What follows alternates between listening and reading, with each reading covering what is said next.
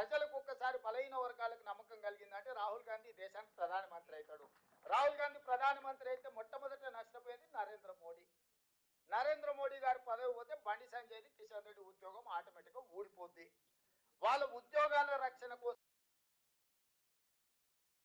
మన ప్రభుత్వం చేసిన ప్రక్రియను మొత్తాన్ని తప్పుబట్టి దీంట్లో కొంతమంది కొన్ని సంఘాలను, కొంతమంది వ్యక్తులను, వాళ్ళకు ఉన్న పరిమితమైన జ్ఞానమో సమాచారం లేకపోవడం వల్లనో వాళ్ళు ఏదేదో మాట్లాడుతున్నారు.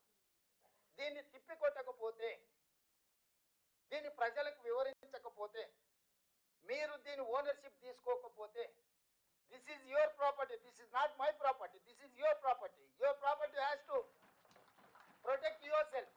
మీకు ఒక ఆస్తిని జమ చేసి రాహుల్ గాంధీ గారు ఇస్తే మీరు ఆ ఆస్తిని కాపాడుకోకపోతే రేపు భవిష్యత్తులో ఏం చెప్పుకుంటారని నేను అడుగుతున్నా. ఇక్కడ ఉన్న మిత్రులందరూ, మీరందరూ చదువుకున్న వాళ్ళు, నాకంటే గొప్ప చదువులు చదువుకున్న వాళ్ళు, మీకు సోషల్ ఇంజనీరింగ్ తెలిసిన వాళ్ళు, సోషల్ రెస్పాన్సిబిలిటీ ఉన్న వాళ్ళు ఇందులో ఉండరు. మీరు ఎవరికి వాళ్ళు ఏదో లేదు రేవంత్ రెడ్డి గారు చేసి ఆయన చెప్పుకుంటారులే, పట్టి విక్రమార్క చేసి ఈయన చెప్పుకుంటారులే అంటే ఇది అల్టిమేట్గా ఎవరికి నష్టము? మరి ఇక మీరు అందరు కట్టబట్టుకొని బయటకు బయలుదేరకుండా ఎక్కడికక్కడ మీరు ఎవరికి వాళ్ళు సైలెంట్ కూర్చుంటే, సైలెంట్ స్పెక్టేటర్స్ కింద ఉంటే ఇది 100% మీకు తీరని నష్టము. ఇక ఈ దేశంలో ఇంతకంటే ఒక పకడ్బందీ ప్రక్రియతో చేయగలిగిన రాష్ట్రం లేదు. అన్ని రాష్ట్రాలను చూసి ఒక పకడ్బందీ ప్రక్రియతోటి ఈరోజు నేను ఇది చేపట్టిన. దీన్ని మీరు కాపాడుకోండి. దీన్ని కాపాడుకోకపోతే ఇక నా శక్తి మేరకు నేను చేసిన.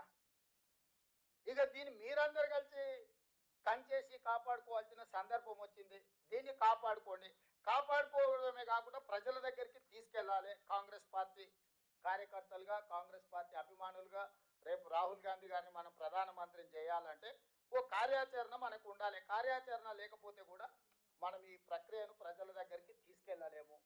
ఒకటి, మనం ఏ రకమైన ప్రక్రియ ద్వారా ఈ సమాచారాన్ని సేకరించి క్రోడీకరించి ఈరోజు మనం లెక్కలు చెప్తున్నామో, లెక్కలు తప్పని కాదు, ఎక్కడ తప్పు ఉందో చూపించమని సవాల్ విసురుతున్నా కేటీఆర్ను, హరీష్ రావును, కిషన్ రెడ్డిని, బండి సంజయ్ని, రేవంత్ రెడ్డి, తెలంగాణ రాష్ట్ర ప్రభుత్వము, మహేష్ కుమార్ గౌడ్ గారు పిసిసి అధ్యక్షుడిగా ఈరోజు మేము కట్టిన లెక్క తప్పైతే ఎక్కడ తప్పు ఉందో చూపించమని సూటిగా అడుగుతున్నా. నేను ఉత్తగానే తప్పు తప్పు అని దీన్ని మొత్తాన్ని బుట్టదాఖలు చేసేదానికి కుట్ర జరుగుతుంది. కుట్రగా చేయడంలో భాగంగానే తప్పు అని మాట్లాడుతారు. ఫలానా దగ్గర తప్పు ఉందని ఇప్పటివరకు ఎవరైనా చూపించారా?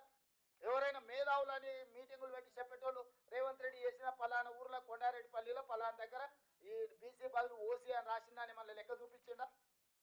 పోనీ ఫలానా దగ్గర ఈ లెక్కలో తప్పు ఉందని ఎప్పుడని చెప్పిందా? ఏదీ లేదు. జస్ట్ బట్టగాల్చి మీద వేస్తే నువ్వు తుడుచుకుంటే తుడుచుకో, లేకపోతే నువ్వే కాలిపోతావు. ఆర్పుకుంటే ఆర్పుకో, తుడుచుకుంటే తుడుచుకో. సో తొండిగా మొండిగా వాళ్ళు వాదిస్తున్నారు. రాజు గొప్పడా మొండోడు గొప్పడా అంటే ఒకసారి మొండోడు గొప్పడు అన్నాడు అంటే వెనకట్టుకోవడం. ఇవాళ మనం ఇంత ధర్మంగా ఇంత కార్యక్రమం, మీరందరూ ఎవరు నన్ను ఒత్తిడి ఏం చేయలే కదా, మీరు ఎవరు వచ్చి నన్ను అన్న ఎందుకు చేస్తలేవు అని ఎప్పుడైనా అడిగిరా? నేనే బాధ్యత తీసుకొని ఫిబ్రవరిలోనే పొన్నం ప్రభాకర్ గారితో అసెంబ్లీలో తీర్మానం చేయించి అక్కడి నుంచి మంత్రివర్గ ఉపసంఘాన్ని వేసి, అక్కడి నుంచి డెడికేటెడ్ కమిషన్ వేసి, అక్కడి నుంచి బీసీ కమిషన్ వేసి, అక్కడి నుంచి అధికారులను ఇతర రాష్ట్రాలకు పంపించి, అక్కడి నుంచి మొత్తం సమాచారాన్ని సేకరించి నేను ఒక పద్ధతి ప్రకారము ఇవాళ దీన్ని చేసి ఒక లెక్క తేల్చిన. ఈ లెక్కల వల్ల ఏం ప్రయోజనం, ఆ ప్రయోజనాలు ఎట్లుండాలి, కులాలు ఉపకులాలకు ఎట్లా ప్రయోజనం చెందాలి, నా సెకండ్ ఫేజ్. ఫస్ట్ ఫేజ్ మీ లెక్క తెలుసుకోండి. ఇవాళ నేను మీకు చెప్పేది ఒకటే, మీ లెక్క పక్కాగా మీ సంఖ్యలు ఉందనుకో, మీరు ఎవరు అడిగినా పుస్తకం తీసి ఇట్లా ముందు పెట్టి నా లెక్క ఎంత ఉన్నది, నా సంగతి ఏందో చెప్పు అని మీకు అడగడానికి మీ దగ్గర ఏమీ లేదు, పోల్చుకోవడానికి ఏమీ లేదు, సరి చేసుకోవడానికి ఏమీ లేదు. ఈరోజు ఫస్ట్ డాక్యుమెంట్, ఇప్పుడు రాజ్యాంగం కూడా బాబాసాహెబ్ అంబేద్కర్ గారిని చైర్మన్ చేసి ఒక రాజ్యాంగాన్ని రాసుకున్న తర్వాత పరిపాలనలో అమలు చేస్తూ పోయినప్పుడు సవరణలు చేసుకుంటూ వచ్చారు. ఒకవేళ అవసరం అనుకుంటే అప్పుడు సిచ్యువేషన్ ప్రకారం ఆ రోజు ప్రజలకు ఏం అనుకూలం ఉందో కొన్ని సవరణలు వేసినప్పుడు 76th అమెండ్మెంట్ ఇంతకుముందే వినయ్ గారు చెప్పారు, రాజ్యాంగంలో 77వ సవరణ ద్వారా మనం కొన్ని మార్పులు చేసుకున్నామని. ఈరోజు నేను అనేది కూడా ఈరోజు మనం ఇంత పకడ్బందీ నివేదిక తెచ్చినాం. రేపు దీని ద్వారా సంక్షేమం ఎట్లా అమలు చేయాలి, లేకపోతే అభివృద్ధి ఎట్లా అమలు చేయాలి, లేకపోతే సామాజికంగా ఎట్లా న్యాయం చేయాలి, ఆర్థికంగా ఎట్లా న్యాయం చేయాలి, విద్యలో ఎట్లా న్యాయం చేయాలి, ఉపాధిలో ఎట్లా న్యాయం చేయాలి, రాజకీయంగా ఎట్లా న్యాయం చేయాలి, వీటన్నిటికి ఒక లెక్క దొరుకుతుంది. ఆ లెక్క మీరు అడగడానికి ఉంటుంది.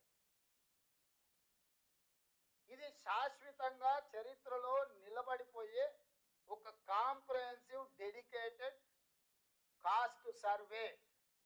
ఇందులో ఒక బీసీల లెక్క చేయలే, రెడ్డి లెక్క ఉంది, వెల్మోల లెక్క ఉంది, కమ్మోల లెక్క ఉంది, అయ్యగార్ల లెక్క ఉంది, సేట్ల లెక్క ఉంది, చిన్న చిన్న మేరీ, ఇప్పుడు మా రాజేందర్ వచ్చిన మేరీ కాకపోతే ఆరకట్క కావచ్చు, చిన్న చిన్న మైన్యూట్ కులాలు ఉప కులాలను కూడా మనం లెక్క తీసినాము.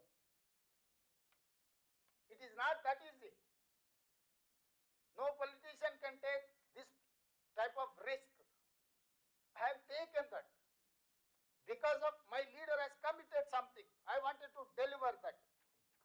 మా నాయకుడు ఒక కమిట్మెంట్ ఇచ్చి నా కమిట్మెంట్ ఫుల్ఫిల్ చేయడం, ఆయన నా మీద ఎంత విశ్వాసం ఎంత నమ్మకం ఉంటే నన్ను రాష్ట్రానికి ముఖ్యమంత్రి చేయమని ఖర్గే గారు రాహుల్ గాంధీ గారు నిర్ణయం తీసుకొని ఉంటారు.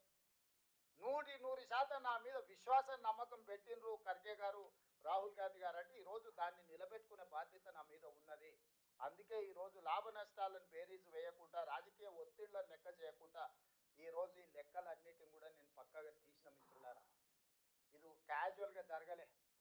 ఎన్నో రివ్యూస్ మీటింగ్స్, ఎన్నో ఇన్స్ట్రక్షన్స్, ఎన్నో ఫాలోఅప్లు చేసి ప్రతి కలెక్టర్తో నేను మాట్లాడిన, కలెక్టర్స్ కాన్ఫరెన్స్ చేసిన, కలెక్టర్లను ఇక్కడికి పిలిచి కలెక్టర్స్తో కంప్లీట్గా ఇంటరాక్ట్ చేసిన, అన్ని కలెక్టర్లను ఎట్లా చేయాలనేది అందరు ఆఫీసర్లను నేను పర్సనల్గా సెక్రటేరియట్ పిలిచి గంటల కొద్దీ కూర్చోబెట్టి వాళ్ళందరికీ సూచనలు ఇచ్చి, ఎక్కడ కూడా మిస్టేక్ జరగదు, మిస్టేక్ జరిగితే అసలు ప్రభుత్వం ఎవరిని స్పేర్ చేయదు, ఎవరిని క్షమించదు అని చెప్పి వాళ్ళందరిని కూడా ఒక క్రమశిక్షణతో కూడుకున్న కార్యాచరణతో ఈరోజు ఈ లెక్కలు తేల్చినాము.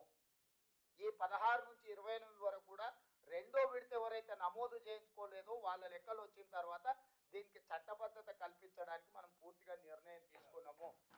That is final document. ఎందుకంటే రేపు కోర్టు